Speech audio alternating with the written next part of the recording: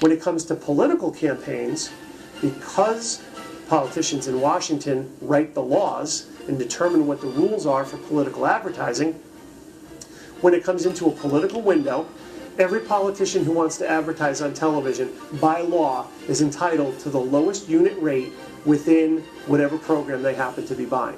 So under this scenario, if we have, again, a $1,000 commercial, any politician can come in and say, I want that commercial, I want to pay $1,000 for it, and you have to bump out the regular advertiser who has supported you all throughout the year because my commercial has to run there.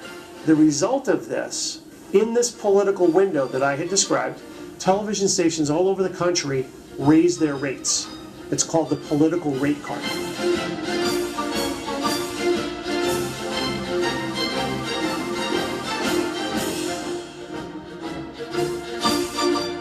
An enormous proportion, I forget the exact percentage, but an enormous proportion of the money raised by candidates goes for television. You know, there are other expenses, you know, they have to have airplanes, they fly around, they do all that, but television advertising, which also means, in terms of some things about the media in the United States and what they like, local television stations and the television networks make a fortune for these elections. They really like this kind of system. That's a big source of revenue for them. Now, maybe instead of $1,000 being the lowest that they would sell this particular commercial for, they now raise this rate to $1,500, $1,750, maybe even $2,000. And they do that because they know when the politicians come in to buy the political advertising, by law, they have to get the lowest rate.